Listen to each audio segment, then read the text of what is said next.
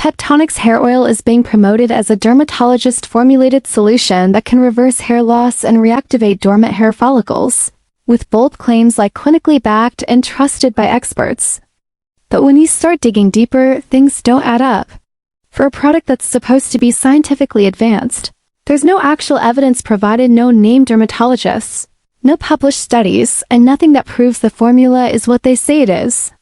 They also claim it can regrow hair in just 3 to 6 months, which is a pretty unrealistic promise for most people, especially considering how complex hair loss can be.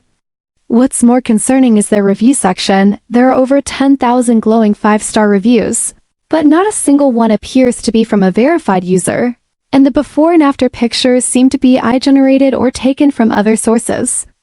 On top of that, there's no about use page, no transparency on where or how the product is made, and the only way to contact them is through a vague form, no phone number, no address, no names. So, while the product is hyped as a miracle solution, there are way too many red flags that make it hard to trust. That doesn't necessarily mean it's a complete scam, but with this level of secrecy and exaggeration, it's definitely not something you should jump into without doing serious research.